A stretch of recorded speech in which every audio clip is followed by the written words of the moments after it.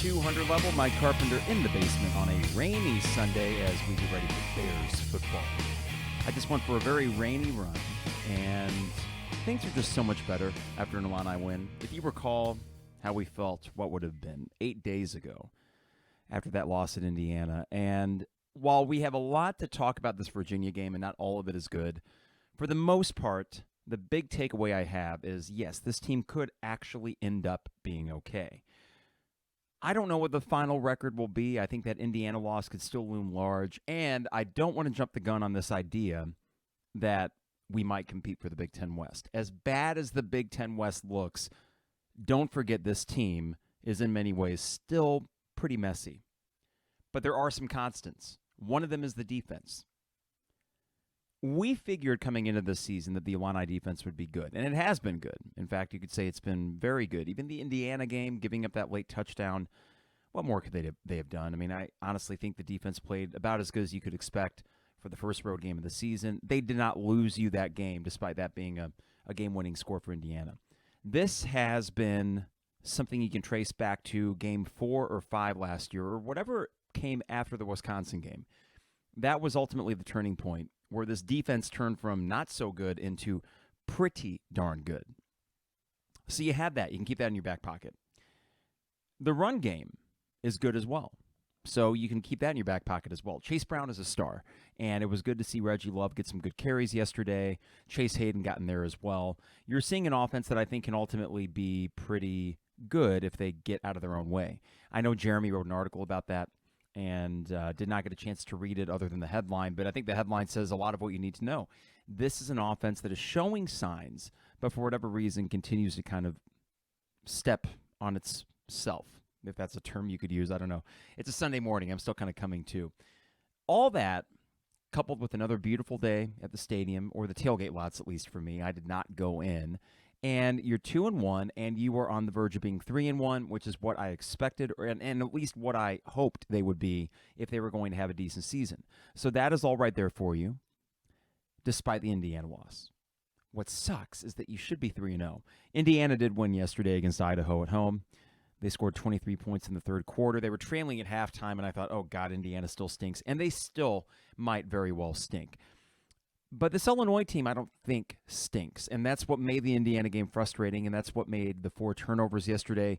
At the time, you wanted to pull your hair out. That's what makes the missed field goals all the more alarming, because you feel like it could lose you a consequential game. But despite the mess, there are more positives to take away than negatives. And I think this team and the schedule they have in front of them is a lot more doable than even I might have thought. Unfortunately, I'm not going to be able to make any changes or upgrade from the 7-5 prognostication. I'm not going to go above that because, well, you already lost the game you shouldn't have. And you have shown an ability to not step on the other team's throat. Could have done it last week.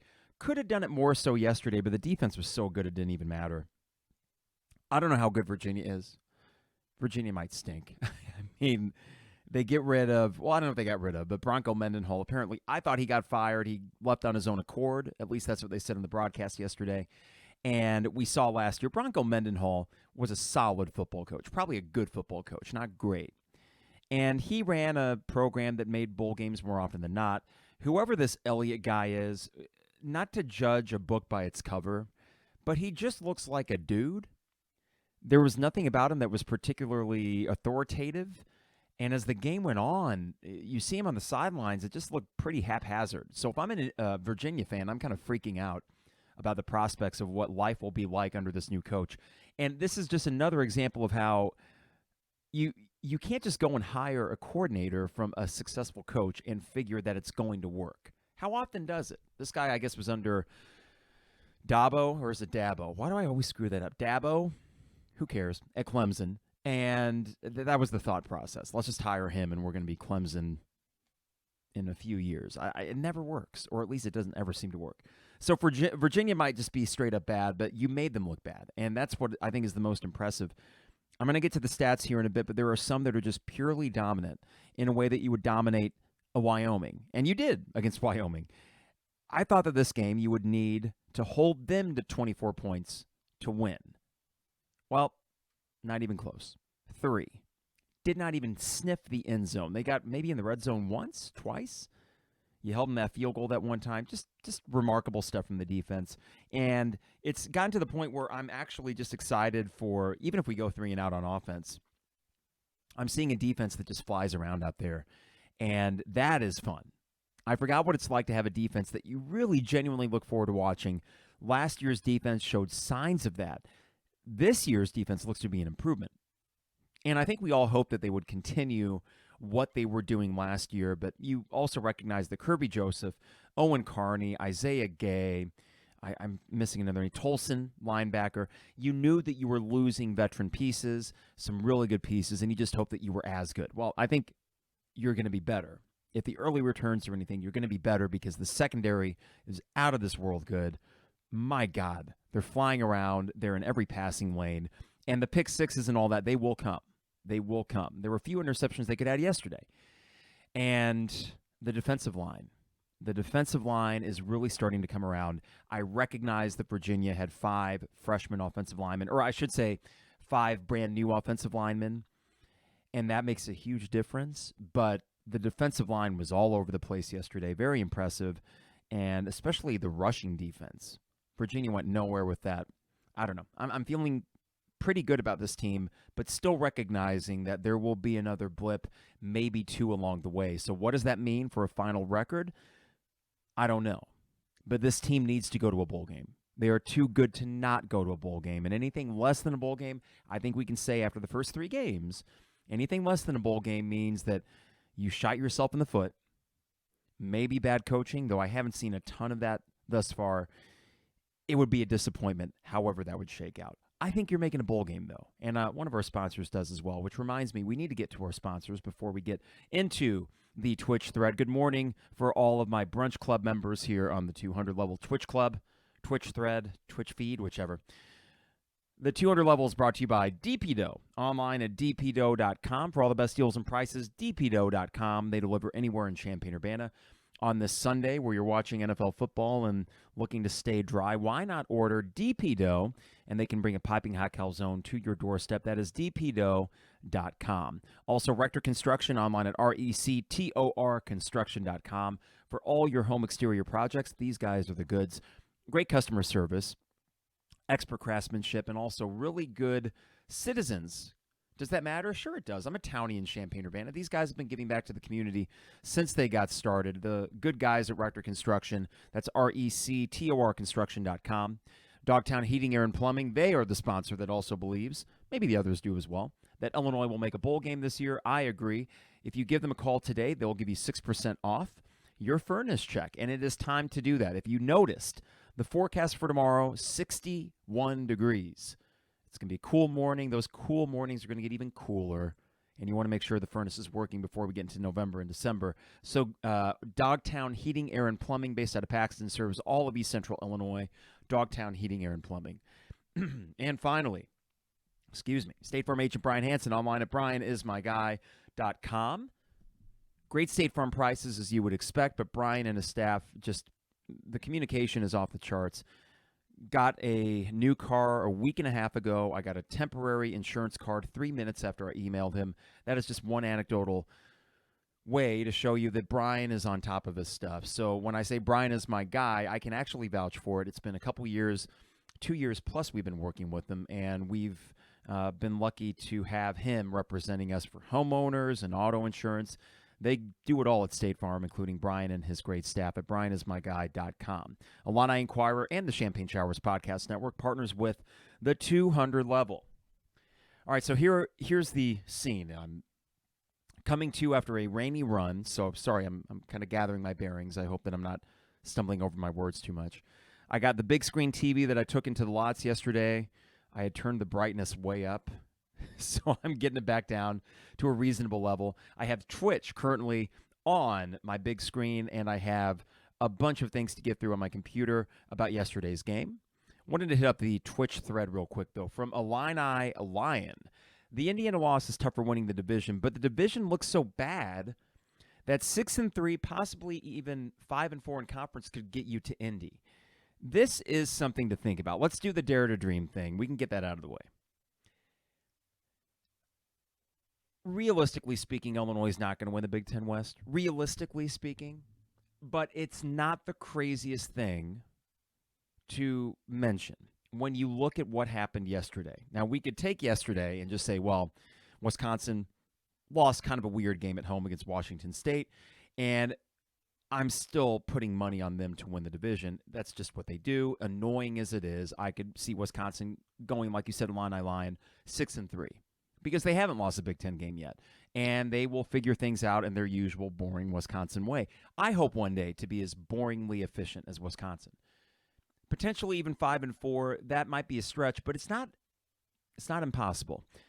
If you look at the Big Ten West, going down the list real quick, Northwestern stinks. And using the transitive property, and you don't even need to use that, Nebraska straight up stinks. By the time Illinois plays Nebraska, they're going to be so checked out of their season. What I thought was going to be a loss, just a weird loss. No, you're going to beat Nebraska. They're terrible. They will find a way to lose that game. I've no doubt about it. So, okay, Northwestern, Nebraska, those should be 2 wins right there. Iowa cannot score. Our recent history would suggest that we're going to lose to Iowa no matter what. That's just what we do. It's been 2008 since we last beat them. But I actually think the last 2 road games at Iowa have shown that the talent discrepancy is not that crazy, and that you're due, as Harry Black would often say. You are due to get a win. I think the matchup is favorable for Illinois, not just because the run game, which Iowa stifled last year, the run game is still there for Illinois, and I think they'll do better than the 50, 40 yards they got rushing last year in Iowa City. But you actually have a quarterback now. I do think that Tommy DeVito is a playmaker. I know he had an interception and a fumble yesterday. I like what I see from him overall. I think that's just enough of a difference compared to Brandon Peters last year. Plus, you're at home. Plus, it's earlier in the season before Iowa might figure anything out. That's a win. So I just mentioned right now 3 wins. I'm not sure about Purdue. I'm not sure about Minnesota. Purdue's offense looks to be great, at least their passing offense, but I don't trust the running game and I don't trust their defense, even though last year was a really close game and you should have won that. I could also see that being just a weird game at home against a Purdue offense that always seems to give us fits here, not over in West Lafayette, but when Purdue comes here, their offense always seems to give us fits, and I don't know why. I'm still going to call that a toss-up. I'm still going to call Minnesota a toss-up because we just don't know about Minnesota. P.J. Fleck, to me, very hot and cold. We saw last year that was a ranked Minnesota team, and they probably had no business being ranked, but they aren't bad either. So that's a game that could go either way at home. Was that in early October, or is that the November game? And Twitch thread, if you can help me out. I know after Iowa, you play either Minnesota or Purdue.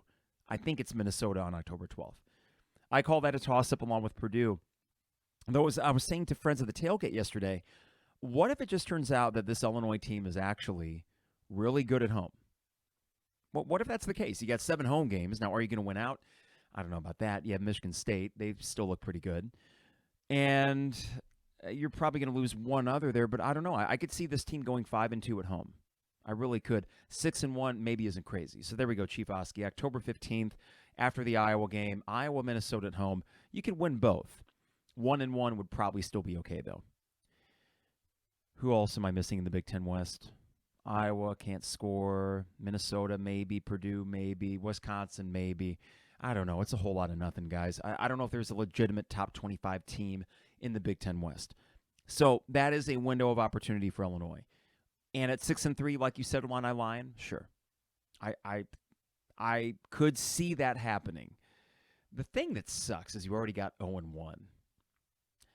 And I really don't want that Indiana game. It would be bad enough if the Indiana game was enough to keep you out of a bowl. Let's say this team has a really good year and the Indiana game is the one reason you don't make it to Indy. That would suck. That would be absolutely terrible. But we'll cross that bridge when we get there. I do understand dreaming a little bit big, though, after yesterday's game because the defense was so dominant that the 3rd and 4th turnovers for Illinois and then the missed field goals, I found humor in it instead of being actually angry. There are problems to be addressed, sure, but when you have a defense like that, you can overcome a lot, and especially these home games, I'm pretty confident going into any of them. Want to hit up some of the box score stats here from yesterday's game. So Illinois 24-3 was the final. Virginia only scored in the first quarter, and then you pitch a shutout the rest of the way.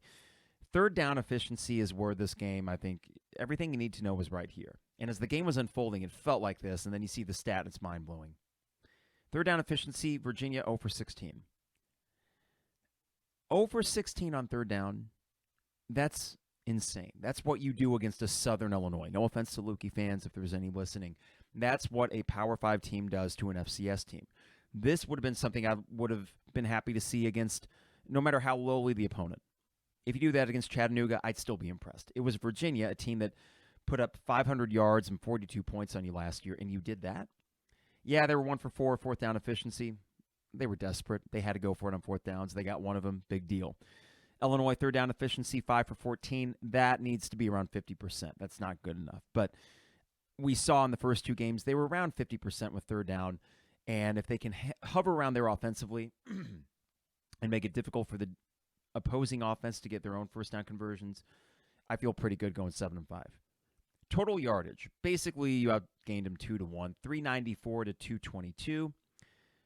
Out of Virginia's 222 yards, 180 passing, but it took them 35 pass attempts. And Brennan Armstrong, who absolutely torched you last year, was only 13 for 35. 5.1 yards per pass and 2 picks thrown. Could have been 4. There were a couple that were right in our breadbasket. One of them to number 8, who escapes me at the moment, the name. But it was right in his breadbasket, but it was such a dart that I think he was surprised how quickly he got to him. Could have been 4 picks. Rushing yards, only 42 for Virginia on 29 attempts. 1.4 yards per rush. That's insanely good. That is insanely good. That really gets me excited because when you start forcing the other team into third and longs and they have to throw it against this secondary, you are setting yourself up not just to win games, but you're setting yourself up for explosive plays that can make the difference in these Big Ten games coming up. So that really excites me. Penalties, I'll get to the negatives in a bit. I'll continue with the positives. Time of possession, 33-51 for Illinois, 26-09 for Virginia. While the second half offensive performance for Illinois was not great by any stretch, there were still extended drives. It wasn't about running clock in the third quarter necessarily. That's not the strategy any of us would have had that early, but they did nonetheless because they were able to run the ball effectively, get some first downs. So, yeah, I think that while you only scored 3 points in the second half, you sort of had an extended trial run for the inevitable Big Ten game where you're going to have to run the clock out with 8 or 9 minutes left in the fourth quarter. I thought it was a good trial run for that. With Chase Brown and this offensive line, the way that they're run blocking, I feel pretty good about that. Tommy DeVito showed a few examples of him being able to run for first downs, or maybe one, and there were a couple others where he got 5-6 yard chunks. I think that'll become more of a part of it as well. So those are all the good, right? Now we can start with the bad, or continue with the bad, unfortunately, where penalties and turnovers yet again. That's a problem. 10 penalties for 71 yards. Not good. Turnovers for 3 lost fumbles, and not from scrubs. Pat Bryant looks really good. Can't have that fumble at the end zone. That would have been putting your foot on their throat in the second quarter. Game over, 28-3. And instead, you had to kind of ride out that uncertainty a little bit more. Tommy DeVito, just got to protect it. Got to have that awareness. I think overall his awareness has been pretty solid. For that play, the guy just came from around him, and he just didn't sense it, I guess. The ball was way too loose. Easy fumble. Chase Brown. So these are 3 impact guys. It's not any scrubs. It wasn't Luke Ford, who I know has had his issues. No, this was 3 of your best players making mistakes at very inopportune times, and then 1 pick from DeVito as well. Now, while DeVito had 2 turnovers on the game, and Twitch thread, I'm actually curious what you guys think. What do you think about Tommy DeVito? It seems for a quarterback that has started 2-1 and is putting up the stats, at least better stats than Peters, we aren't talking too much about him, but I got to say, I'm seeing things from him that I'm genuinely excited about. The throw to Bryant along the sideline yesterday, oh my God, was one of the best throws I've seen in a long time.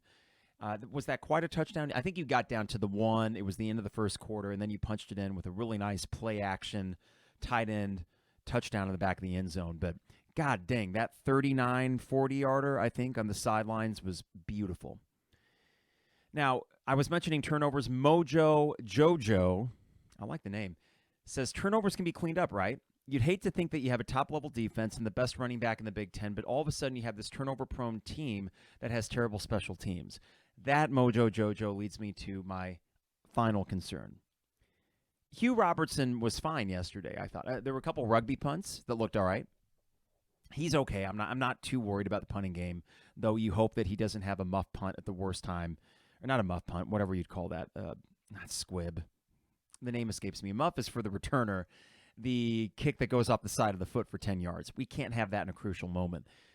But you got a kicking problem. You have a major kicking problem. And I don't know what you do about that. I don't know if there is anything you can do about that. I think what it does is it changes the calculation going forward. If you find yourself in a 4th and short and you're around midfield even, or sorry, not midfield, around the 35, 30-yard line, well, all of a sudden you're going to say, we'll keep Caleb for 40 and in.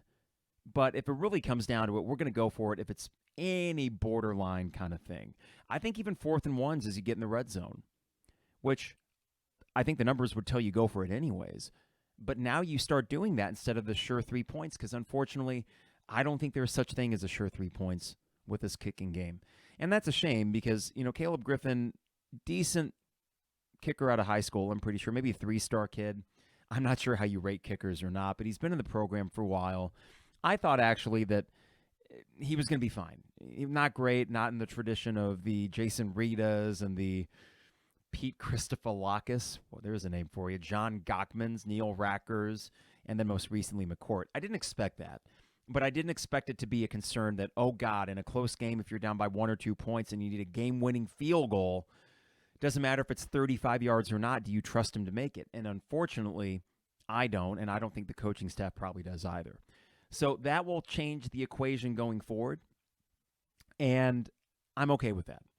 I'm concerned about it, but on the other hand, I think you make the adjustment now. And if that means that because you couldn't trust him and you get stuffed on a 4th and 1 and you end up losing a game, not that that's going to make it any easier, but I would prefer this coaching staff to start making those equations or start calculating right now what they're going to do, because that is going to come up.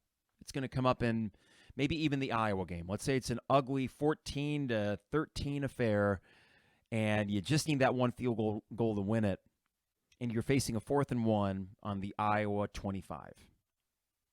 42-yard field goal, or do you try to get the first down and say, screw the 3, we're going for 6? Those are the kinds of things that Bielema's getting paid handsomely for. I don't envy the situation because I don't know what I would do, but I'm leaning towards just go for it on 4th down. If it's 4th and short, just go. Because unless it's a gimme extra point kind of thing, I just don't trust it. Now, all that to say, somehow, after 4 turnovers, 2 missed field goals, and 10 penalties of 71 yards, you won 24-3, and it was never in doubt. Bret Bielema had a quote yesterday, and I want to make sure I get this right. This is from Isaac Trotter on the 24/7 national site, and he talked about responding to, okay, here we go. Here's the quote. He told this to the team after the Indiana game. He said, listen, for us to win football games, we can't lose them, but we have to play with an edge. We have to overcome things. So think about how this game starts. Was it the first play from scrimmage that DeVito threw a pick? Second play? It was early. Immediately they overcome that. They hold Virginia to 3. Okay, fine. And then you come back out, and I think he gets 6 on the next drive. That is overcoming a big mistake that for us in the lots watching it, I thought for the first quarter, for a good chunk of the first quarter, I thought, oh my God, we're going to start 1 and 2. This is my worst nightmare. I'm already going to be mentally checked out of this thing on September 10th. No, they overcame it almost immediately. And not only did they kind of overcome it and just do enough to get the win, they, from that point forward, play the most focused defensive football that you've seen from this team in a long, long time, dating back to the Lovie era, dating back to the Beckman era. The last decade, if you look at best defensive performances in a game, you're going to be hard-pressed to find one better than yesterday. That was phenomenal. So to overcome that, it tells me that on the sidelines and in that locker room, the sense of dread that maybe we feel as fans, they don't feel that. That is encouraging. And the beauty, I think, of college football programs, you could have a fan base that has decades of futility and disappointment, but these are 18 to 22-year-olds that weren't born, some of them, when Anthony Thomas fumbled, but they didn't call it, and then when Rocky Harvey didn't fumble, but they called it a fumble. They don't know the Illinois-Michigan game in 2000. I do, and it might have messed with me the next time that we got a close game against Michigan at home, or any time that we have a close game thinking, oh, here we go again. It sure did against Indiana, but for these 18 to 22-year-olds, they don't care. And the most encouraging thing, if we take it even more macro than just coming back from a interception thrown in the second play for your offense, is that after that Indiana game, when I think there was still a little bit of that sideline feeling, oh, God, we just got to hold on for dear life, the way they respond against Virginia is to come out guns blazing and just absolutely shut them down and leave no doubt. So while they didn't step on their throats with their offense, we should have gotten 28, 35. We could have gotten 38 points yesterday, and we didn't. So that's a shame, I guess. But defensively, there was plenty of stepping on their throats, time and time again. Every third down, the defense stepped on their throat. We can lean on that, especially if the offense can have the ball for 33, 34 minutes a game, and you're only asking the defense to be out there 25 or 26. That is a recipe right there, along with a stud running back and a serviceable and I think sometimes good quarterback. That's a 7-5 kind of team, even with the Indiana loss factored in. So it is amazing the difference from not just how I felt 8 days ago after the Indiana game, but how I felt at about 3:15 yesterday, and then how I felt at 6:15. Over the course of 3 hours, while it was messy, there was enough that we were shown that would tell us, okay, they might have something here. They might have something. Bielema continues to heap praise on his coordinators, on this group of players. You start to see these other things too, like young guys like Matthew Bailey make a huge impact yesterday. A freshman, Gabe Akis. It's a silent J. Really making an impact out there. And you start to think, okay, well, maybe we aren't going to win a bunch of recruiting battles and we aren't going to have a top half of the Big Ten recruiting class. I don't think Bielema did that at Wisconsin either. Maybe this model that worked there a decade ago can work here, and it's already starting to. That would be the encouraging thing, is that whether it be on the field or whether it be the fact that, I don't know, just the general sense of stability that seems to be enveloping this program right now, you hope that games like Indiana become the aberration. And if we can reach the end of this year and look back at the Indiana game as a distant memory and think, man, we were all a little bit worried after that, but it seems like they really stabilized, then that probably means we ended up with 7 wins. Maybe 8, I'm not going to get crazy. But this is a really weak schedule. Now, this is a pretty opportune time for a bye week. I think all the mistakes and the messiness that you see on offense, you have now 12 days to figure that out before Chattanooga, which is, I'm kind of viewing as a scrimmage. I don't want to speak ill of Chattanooga, which I believe is a top 10 FCS team, so they aren't bad for what they are. But I do think it is perfect timing as you get ready to enter back into Big Ten play before the Wisconsin game on, I think, September 30th up in Camp Randall. This gives you the opportunity to clean things up. And if you play a clean game at Wisconsin, a game that I thought there's no way, right? Well, no, there's a way. There's a way to beat Wisconsin. There's a way to beat any team on the schedule not named Michigan. And I know Michigan hasn't played anybody, but I still won't expect much going into that game. And Michigan State, of course, is the other team. But I'm sorry. I look at this and I think Wisconsin scores 14 points at home against Washington State. Now, I don't know anything about Washington State since Mike Leach left. But I'm thinking that they're just okay. And the fact is, Illinois might not be any more than just okay. In the grand scheme of things, Illinois might just be above average. But you know what? In this Big Ten West, above average might be good enough to sneak out a win at Camp Randall or to go 7-5. I think those things are on the table in a way that I didn't even think so when I was making my predictions for how this season would shake out. This is from Mojo Jojo. I'm definitely, in Mojo Jojo, you got to come back because I just like saying your name. I'm definitely encouraged by the number of players that seem to be dynamic on both sides of the ball. Good word, dynamic. I would agree with that. It feels like we're on the precipice of something special with the head coach. I know that part of having a good team is losing your coordinators, so I guess I'm hoping that Bielema can continue to recruit well, but also select our next defensive coordinator well before he is on his way to a head coaching job. And to that point, Mojo Jojo, yeah, Ryan Walters is not long for here. You can pay him all you want, and I think he might be that kind of talent that could wait for a really good gig. I don't know if he's going to do the Paul Petrino thing of going to, was it Idaho, or the Mike Locksley thing of going to New Mexico State. I think he could wait for a little bit better gig than that. So in the meantime, pay him whatever you need to, and trust, and I think I do, trust that Bielema can identify the successor. Now, it's not to say Bielema is perfect with coordinators, because his first offensive coordinator here was a failure. But I do think Barry Lunny overall, the returns have been pretty solid. I'm encouraged at least, because when the offense is on the field, I feel like they're going to move the ball. If they clean it up, then they're going to score even more, and I feel like that could be even a middle-of-the-pack Big Ten offense. I know we enter this season with the unknowns of the quarterback position thinking just be like 10th in Big Ten offense. No, I think they can be better than that. I think that when you look at just how bad the other offenses in the Big Ten West are, on average, there's no reason this can't be like the 7th best offense in the Big Ten, and there's no reason that this shouldn't be a top half of the Big Ten defense, especially considering this defense is going to be playing a bunch of bad offenses. So are you looking at a situation, even as you sit here 2-1 with the loss to Indiana, and this is where, Carp is going down that rabbit hole. Careful now. That even as you sit 2-1 with a disappointing loss against Indiana, that you actually have a higher ceiling than any of us would have thought, even with the Indiana game, right? It's honestly made worse by the fact that you looked pretty damn good yesterday. And in the Indiana game, the thing that we couldn't quite put our finger on is, why does it look like we should be dominating this game, but we aren't? And, of course, the answer is simple. Turnovers, penalties.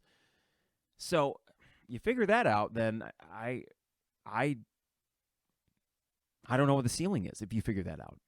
No, they aren't going to make any college football playoff.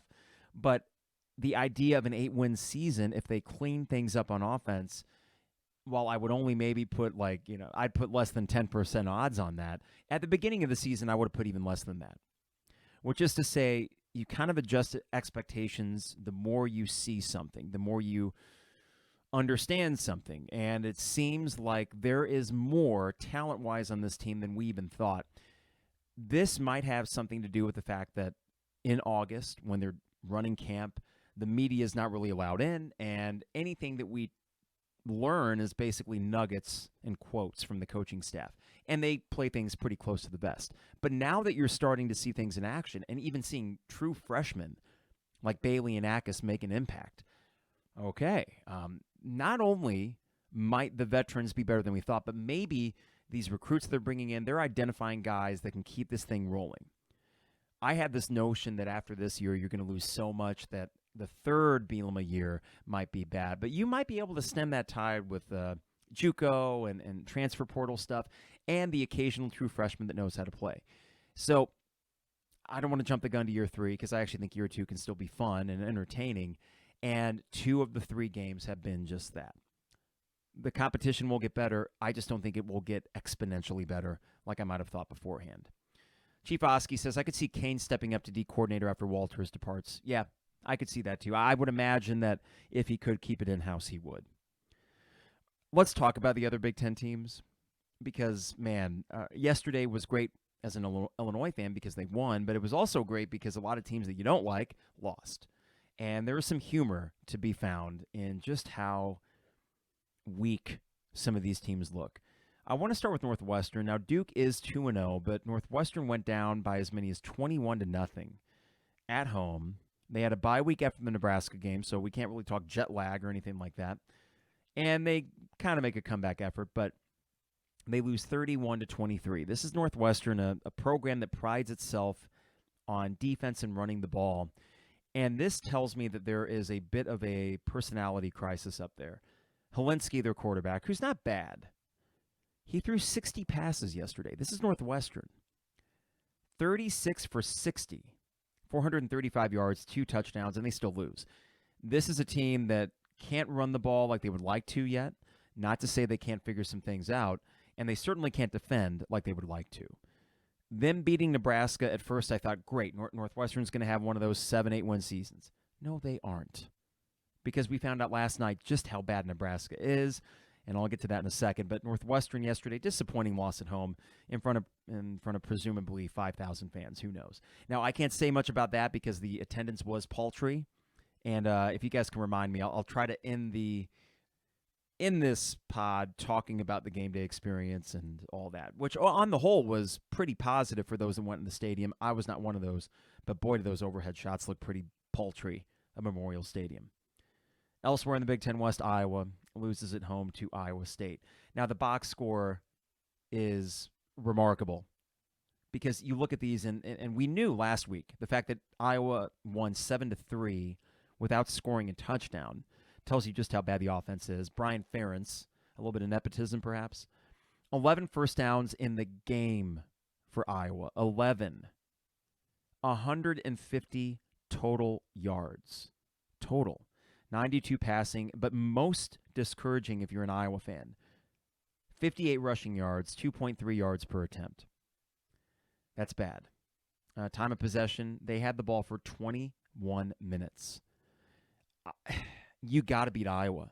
I mean, as we get closer to this, it's not like Iowa's just going to flip a switch and all of a sudden start winning. There's a lot of anger up there in Iowa City right now. They have a home game next week against Nevada, which who knows about that? I don't know if Nevada's good or bad, but they might not even need to be good to beat Iowa. And frankly, you get them at home and you get them early, you got to win that game. If Iowa gets 150 yards against Iowa State, make your goal 130 because there's no reason that Iowa should do any better against your defense than they did Iowa State's. That should be a win, and it would feel good. Even if Iowa sucks this year, it would feel good to finally slay that dragon. Spencer Petras, is that the guy's name? He's just absolutely garbage up there now. And they don't have a running back that's really worth anything. I mean, take a look at this, for example. Purdue has this transfer wide receiver, and the name I'm going to try to dig up here. This transfer wide receiver that was at Iowa last year, and already through 2 games, he has surpassed the yardage and touchdown total that he had at Iowa. That probably tells you what you need to know for this offense under Brian Ferentz. Nepotism, baby. It's not a good thing, and we experienced that under Miles Smith. And was it Ryan Cubitt? Oh, my God. What a clown show that was. Okay, elsewhere, we have – this is so good. I'll start with Wisconsin. Sorry. Wisconsin loses 17-14 to Washington State. Graham Mertz, okay, 18 for 31, 227 yards, 1 interception, 2 touchdowns. 98 yards for Allen, the running back. 3 turnovers for Wisconsin, uncharacteristic for them. They still outgained Washington State 401 to 253. I would still put odds on that Wisconsin's going to beat you, and that's going to be an ugly game. But if this revenge tour that Bielema was speaking about yesterday, if that's really kind of resonating with the team, no reason they shouldn't be pumped up going to Camp Randall. And what the heck? I mean, I will turn that game on thinking, let's see what happens, as opposed to, oh boy, it's Wisconsin, we're surely going to lose. I think we probably still will. They might have gotten their bad loss out of their system early, but who's to say? Because that was very kind of, I mean, they're known for boring performances, but that was just lackluster from Wisconsin yesterday in a way that I'm not even accustomed to. Elsewhere in the Big Ten, this was the best one of all. Nebraska 42, I'm going to start with that score first, and Georgia Southern 45. Flipped it on you. Usually hate when people do that, but it adds some emphasis to the fact that they gave up 45 points to Georgia Southern and 620-some yards. I want to make sure I get this right because the number is absolutely mind-blowing. And Scott Frost will be fired, and I hope that he continues to coach this season, that they don't go with an interim coach that gives this team an extra buzz. I hope they're so checked out when we play them on October 29th. The student section, Nebraska, known for being just some of the nicest people. That's what we're always told. They're chanting Fire Frost. And it probably wasn't just the student section. I'm sure it was many more. They host Oklahoma next week. Oklahoma has been a little bit underwhelming by their standards, but they'll still probably beat Nebraska no problem. How do you give up 45 points and 600 yards to Georgia Southern? I don't know. But this is to be expected. I mean, when that game was going on and you see Nebraska, they take a 7-7, they tied it up after an early Georgia Southern score. They take a 21-14 lead midway through the second quarter, and at that point you're thinking, okay, maybe they kind of run away with this after an early scare. They shake out the willies and they find a way. Well, no. When you go into halftime tied up 28-all, that's when you start thinking, okay, this might actually happen. And sure enough, the touchdown for Georgia Southern late with 36 seconds to go. I mean, can you imagine the hush in that stadium? I need to go find a replay just so I can see or hear what it was like when Georgia Southern got that go-ahead. Maybe it was really loud and tons of boos. But to be honest, I was asleep at that point because yesterday, my game day experience started at 3:30 in the morning. Woke up, terrible allergies, and then it's one of those things where your mind just says, okay, well, you could get up and kind of get the day started. So that's what I did about 4, and I was zonked yesterday. But overall, a really awesome day in the lots. A lot of fun watching that game, and while it was not by any stretch perfect and it was super messy, I left that lot feeling fulfilled in a way that I hadn't in a long time with a home Illinois football win. You would need to go back to the Arizona State game, I'm pretty sure, 10 years ago, 11 years ago. I think the same weekend because it was September 10th of 2011, where you beat a Power 5 team in the non-conference. I think that's correct at least. And to do it in the fashion that you did it yesterday, and again, Virginia may just suck this year, and I think they probably will, maybe 3-9. But you do what good teams do to bad teams.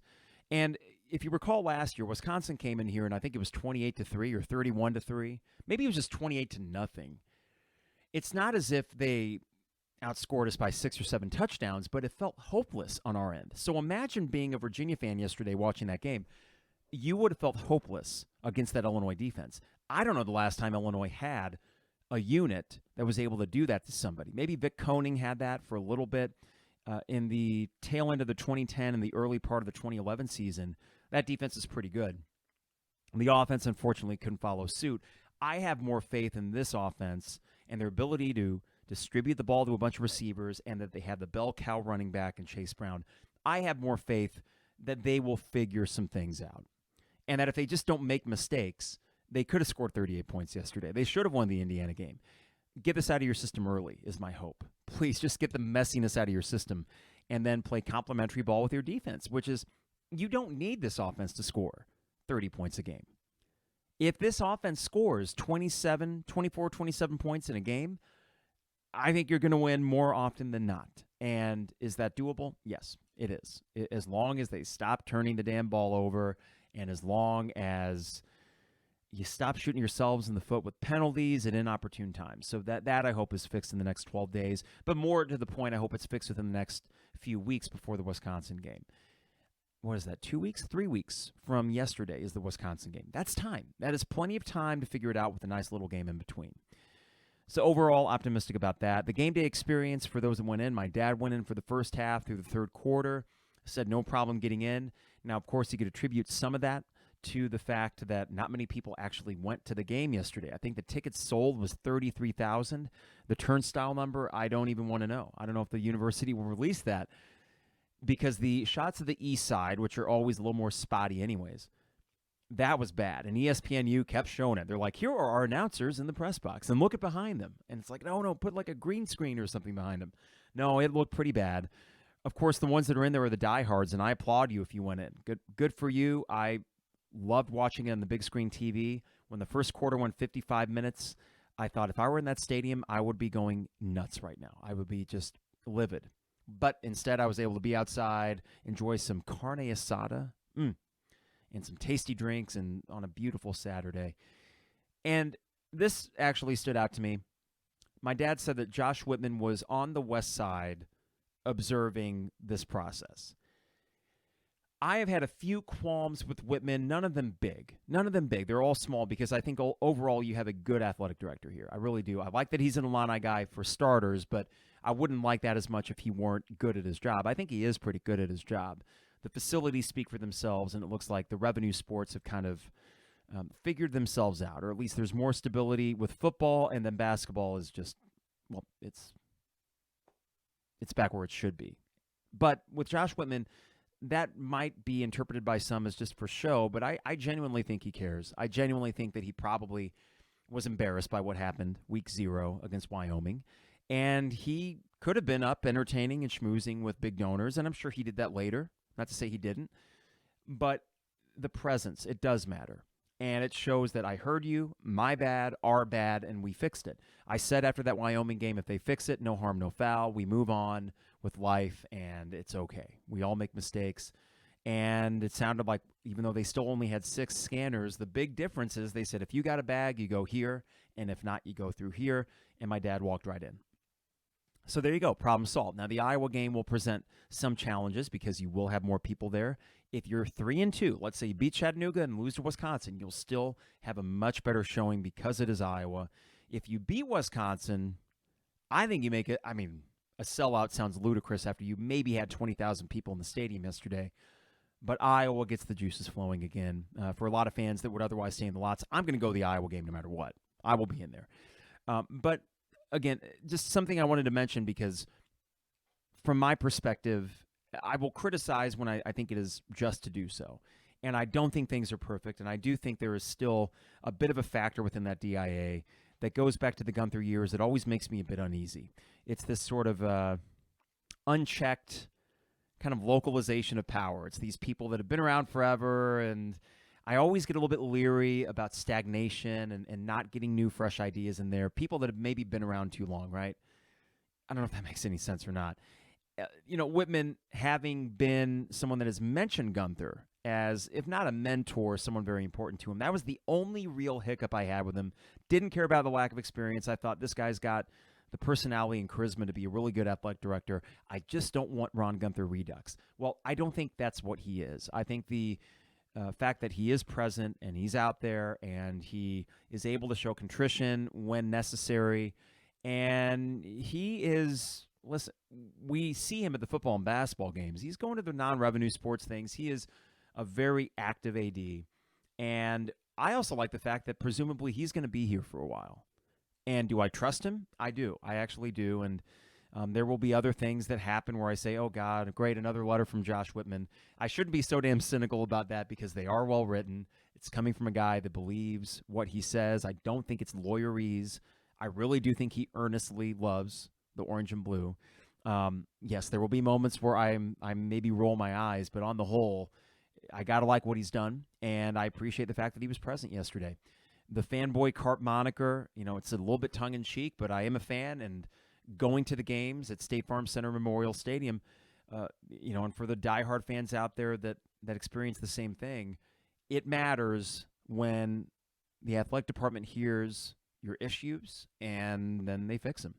So that was a pretty quick turnaround, and kudos to them and the DIA for getting it done. I will continue to hold them to account. It's like, wow, thanks, fanboy Carp, on your soapbox there.